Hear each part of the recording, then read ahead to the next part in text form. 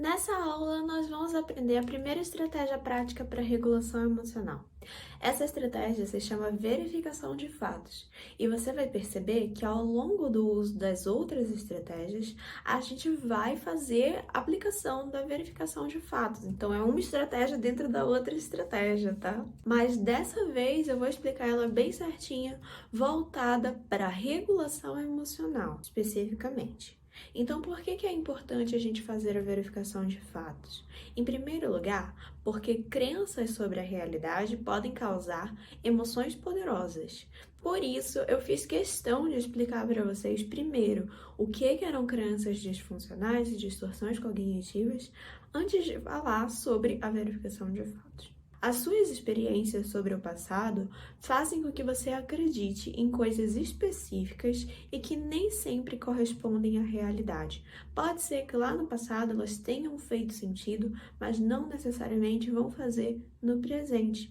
Então, a verificação de fatos nos dá o poder de verificar se aquilo está fazendo sentido ou não com a nossa vida de agora.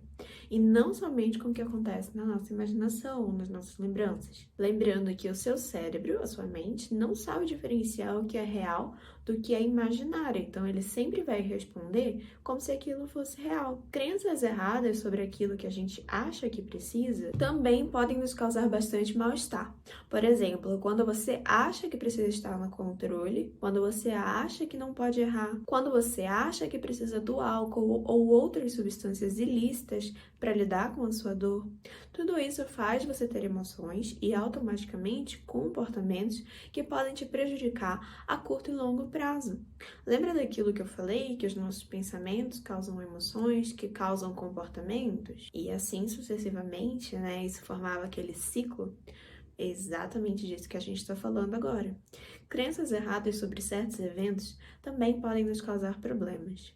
Por exemplo, se você vai fazer uma viagem de carro e acredita que dentro do seu tanque tem gasolina o suficiente para chegar até lá e na verdade não tem, você calculou errado, você fez uma crença errada sobre aquilo, você pode acabar ficando no meio da estrada. E pensar de maneira absoluta também pode provocar emoções extremas. Então, em vez de pensar que a pessoa está irritada, você pensa: ela me odeia, com certeza ela me odeia. Você provocou a polarização, que é uma distorção cognitiva, mais uma vez. As nossas emoções podem afetar as nossas reações a respeito do que a gente pensa e como a gente age. Por exemplo, quando a gente está irritado com um amigo, parece que tudo que ele fala irrita ainda mais. Isso faz com que eu reaja de uma forma negativa, eu trate ele mal e instale um climão na situação. Então, tudo que ele fala me irrita e tudo que eu falo irrita ele. Vira uma bola de neve, né?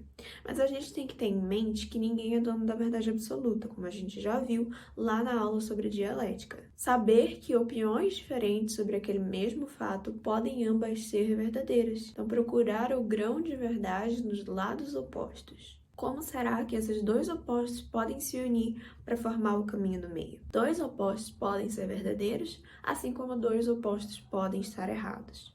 Saber os fatos também é essencial para que você vá fazer a solução de problemas, porque se você não planeja a sua solução de problemas com base na realidade, é impossível você conseguir acertar em outra solução. É que nem somar 2 mais 2 e achar que dá 5, ou falar 2 mais 3 e achar que vai dar 4. Você está calculando errado porque os fatos que você está analisando estão errados, não condizem com a realidade. Isso é tudo muito óbvio, né? Portanto, se crenças podem gerar emoções e comportamentos que nos fazem sofrer, o contrário também é verdadeiro. Analisar esses comportamentos, esses pensamentos, podem interferir na forma como você se sente, podem interferir sobre as suas emoções. É um ciclo, como eu te falei. E compreender as emoções pode te ajudar a alterar os fatos. Então, verificar os fatos me ajuda a compreender comportamento, que me ajuda a compreender emoção, que me ajuda a verificar e alterar os fatos. Agora, como nós vamos aprender a verificar os fatos? Isso você encontra na ficha de regulação emocional número 8, que está na página 228.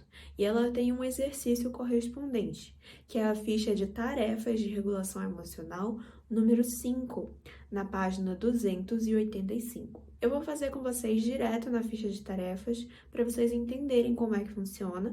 E na nossa aula ao vivo, lá o Workshop das Emoções 2, a gente vai ver na prática juntos como seria a verificação de fatos. Então, o primeiro passo é você entender qual é a emoção que você está tentando mudar.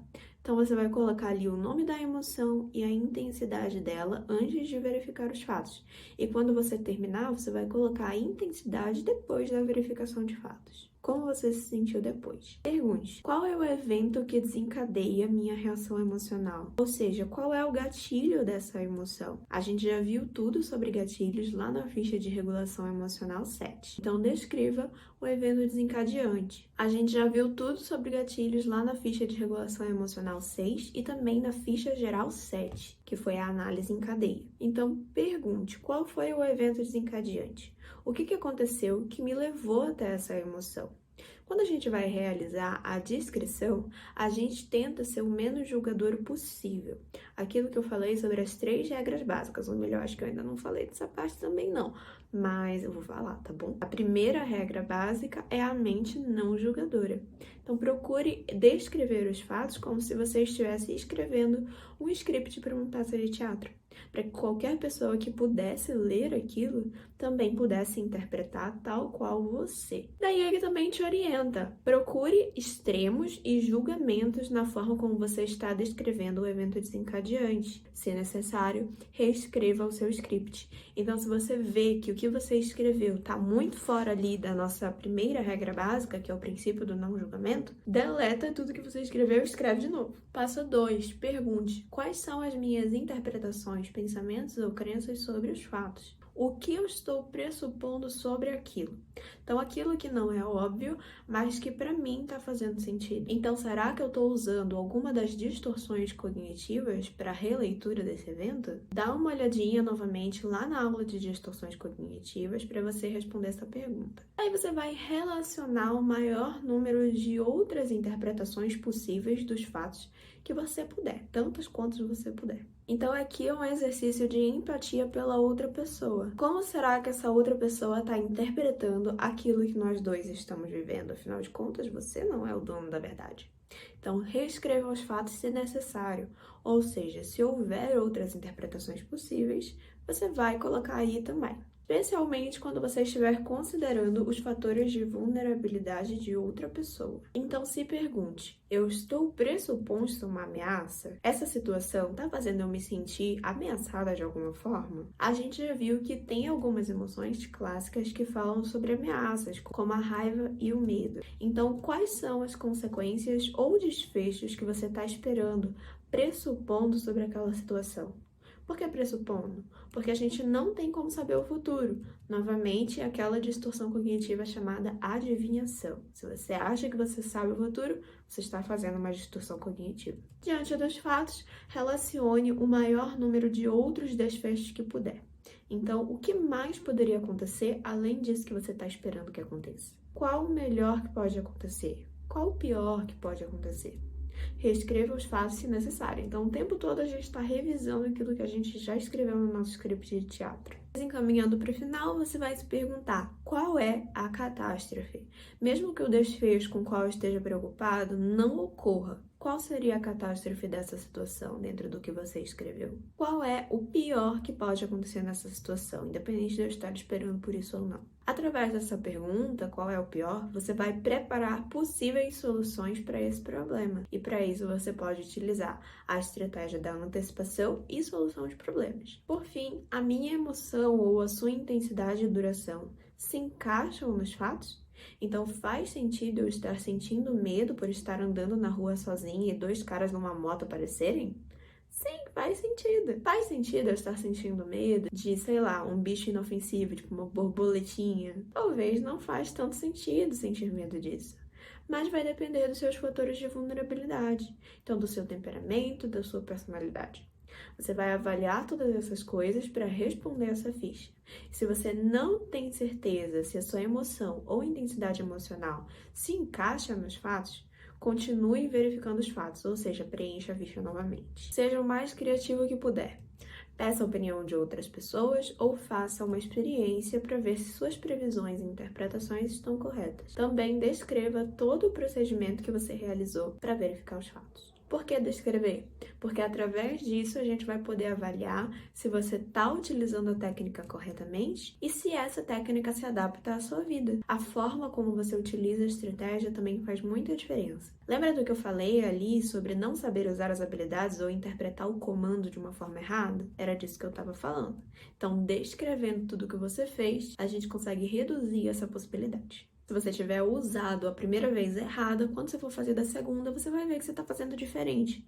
Então, você já vai identificar o erro e corrigir. Lá, é obrigatório preencher 2, 3, 4 vezes? Não, não é obrigatório. Vai depender da resposta que você vai dar aqui sobre as suas emoções. Essa última resposta, que é a minha emoção, se encaixa nos fatos ou não? Tudo vai depender dessa pergunta. Se encaixa, tá ótimo, segue em frente. Se ela não se encaixa nos fatos, é legal você preencher novamente. No final das contas, se ela realmente não se encaixar de jeito nenhum, é porque você está tendo uma reação emocional realmente inadequada para aquela situação. Às vezes, só o fato de saber dos fatos já leva a gente ao controle emocional. Mas se isso não acontecer, você vai prosseguir para utilizar ou a solução de problemas ou a ação oposta, e eu vou falar das duas nos próximos vídeos.